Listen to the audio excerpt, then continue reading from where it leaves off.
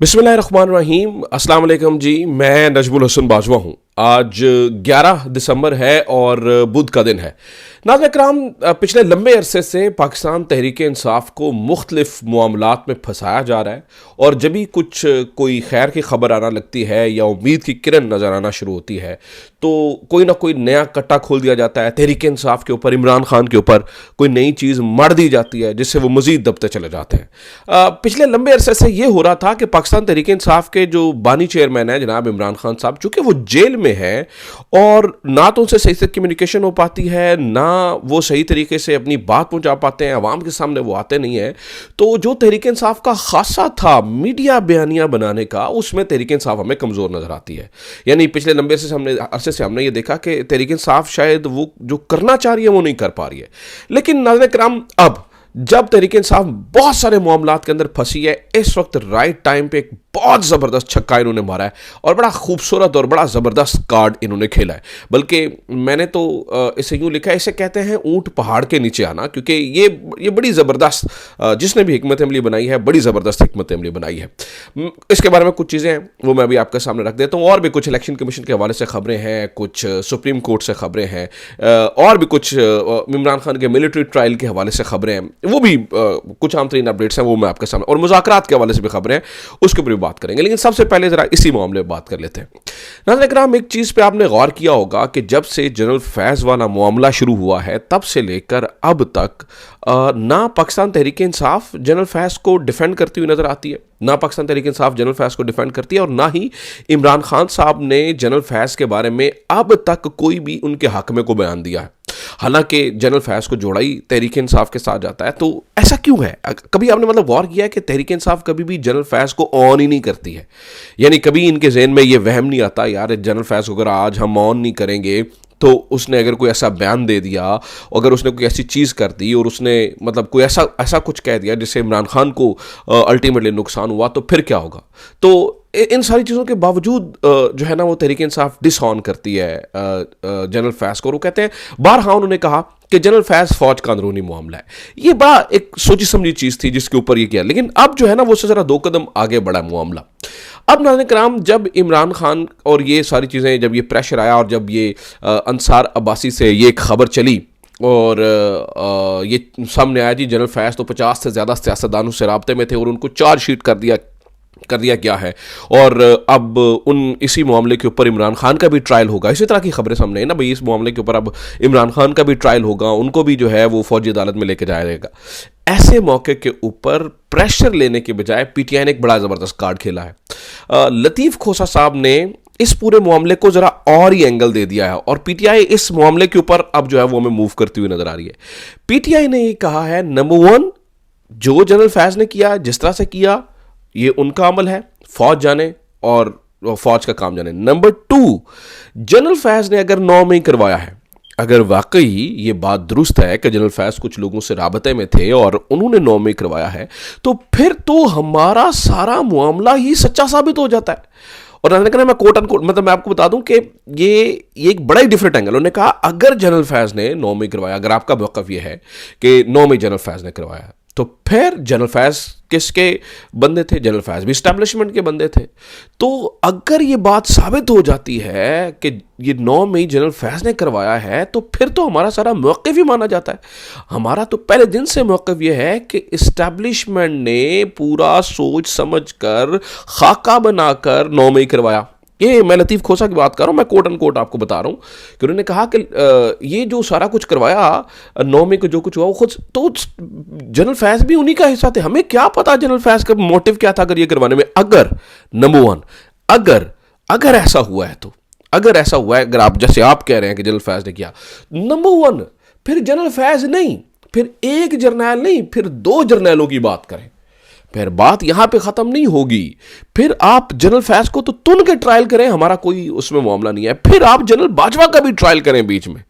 शामिल करें उनको भी। वो कुछ किस सियासतदान से राब्ते में थे, क्योंकि बजाते खुद जनरल बाजवा के बयानात आ चुके हैं। मौलाना फजल रहमान साहब बजाते खुद कह चुके हैं जी हमें जनरल बाजवा ने बुलाया और आके कहा कि जनाब आप नो कॉन्फिडेंस मूव लेकर आए। इसके अलावा और बहुत सारे लोगों ने इस बारे में ऑन द रिकॉर्ड बयान दे चुके हैं।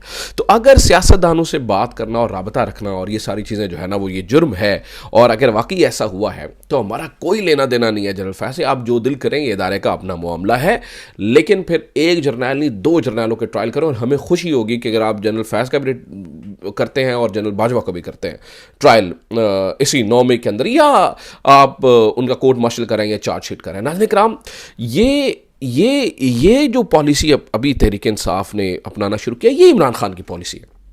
इमरान खान हमेशा एग्रेसिव खेलता रहा है, हमेशा बयानिए के अंदर इमरान खान को कभी भी आप डिफेंसिव मोड पे नहीं देखेंगे। इमरान खान को आप कभी ये नहीं देखेंगे कि इमरान खान किसी बात पे बैठ के वजाहतें देना शुरू हो जाए कि भाई मैंने ये नहीं किया तो मैंने वो नहीं किया और फलां नहीं किया तो ढिमका नहीं किया। पीटीआई ने ये जो एक पॉइंट लिया है ना, ये बड़ा ही एक टर्निंग पॉइंट है मुझे लगता है पाकिस्तान तहरीक इंसाफ की पॉलिसी के अंदर, मीडिया पॉलिसी के अंदर, कि यार इंगेज कैसे करना है मीडिया से। तो मुझे लगता है कि यही एग्रेसिव स्टांस तहरीक इंसाफ को निकलवाएगा। तहरीक इंसाफ कह रही है भाई साड़ा लेना देना ही कख नहीं, अगर उन्होंने करवाया है तो बस ठीक है, लो फड़ो उन्होंने तुनो अंदर, सब नु तुनो, जनरल फैज हमीद भी तुनो, जनरल बाजवा भी तुनो, कोई गल नहीं है। हम आपको उनके बारे में उनके हक में बयान देते नजर नहीं आएंगे। इसी और नाज़रीन किराम, एक और मैं आपको मजे की बात बता दूं, बहुत सारे लोगों का ख्याल है कि इमरान खान का मिलिट्री ट्रायल होगा और ये सारी चीज़ें। एक बात आपने जेहन में रखनी है और वो बात जाननी बड़ी ज़रूरी है। मैंने बारहा आपको बताया कि इंटरनेशनल गारंटीज़ दी गई हैं जिसके बारे में ओपनली बरतानिया ने कहा, उनके वज़ीर ख़ारजा ने, फिर अमेरिका और ये सारी चीज़ें, इन सारी चीज़ों को छोड़ भी दें। मामला ये है, कानून ये कहता है, इमरान खान के बारे में अभी तक फ़ौज से कोई बयान नहीं आया। ये भोंपू बैठे हुए बताते हैं, ये हमें भोंपू बैठे हुए बताते हैं ना, फैसल वावडा जैसे ये लोग, और ये हमें बताते हैं कि नहीं नहीं इमरान खान को फांसी, अल्लाह दुआ करे फांसी ना हो, उम्र कैद हो जाए क्योंकि सजा कन्फर्म है। ये हमें भोंपू ने बताया को फौज का बयान तो नहीं इस तरह से आया, कोई स्टैब्लिशमेंट का बयान तो नहीं आया ना जी इस बारे में। अब नाज़रीन कराम, असल एक्चुअल सूरत हाल ये है कि अगर 9 मई के वक्त और अगर वाकई उन्होंने करवाया और ये सारी चीज़ें, तो जनरल फैज़ रिटायर्ड थे। जब रिटायर्ड लोगों का कोर्ट मार्शल होता है या रिटायर्ड लोगों की बात होती है तो फिर उसके साथ सिविलियन का ट्रायल नहीं किया जा सकता है। हाँ, अगर कोई हाजिर सर्विस है और अगर किसी ने कुछ साजिश की है तो उसके साथ किस सिविलियन का ट्रायल किया जा सकता है। रिटायर्ड आर्मी ऑफिसर जो भी है, अगर उसके ऊपर कोई इस तरह का इल्ज़ाम लगता है कि भाई उसने फला के साथ राबता किया या ये इस तरह की चीज़ें की, तो फिर उसके ऊपर उसी शख्स को ट्रायल किया जाता है। फौजी अदालत के अंदर उसके साथ सिविलियन को ट्रायल नहीं किया जा सकता है। ये भी बड़ा बारीक नुक्ता है। तो इसके बारे में भी जो है वो अभी बात होना शुरू हो चुकी है। तो कहने का मतलब है चीज़ें नाज़रीन किराम थोड़ी सी आपको बदलती हुई और नया रूप लेती हुई नजर आएंगी। अच्छा, इसके अलावा एक खबर और है, वो खबर भी बहुत इंपॉर्टेंट है, वो इलेक्शन कमीशन ऑफ पाकिस्तान के हवाले से खबर है। इलेक्शन कमीशन ऑफ पाकिस्तान का नाज़रीन किराम आज एक बड़ा पुरइसरार इजलास खत्म हुआ जिसके अंदर फैसला नहीं हो सका, और अब बताया जा रहा है कि शायद अगले इजलास के अंदर ये फैसला होगा।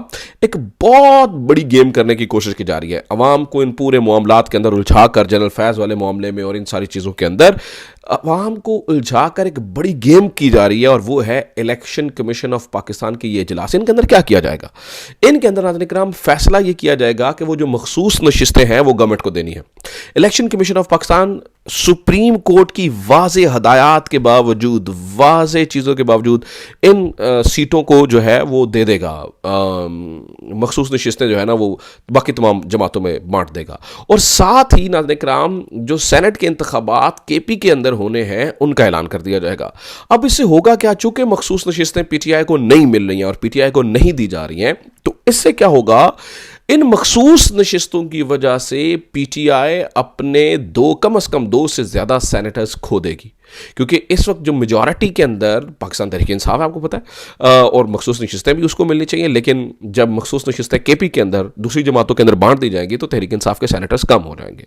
अब नाज़रीन किराम, इसका मतलब सुप्रीम कोर्ट उसके ऊपर क्या करेगी? सुप्रीम कोर्ट करेगी खेत सवात वंजा।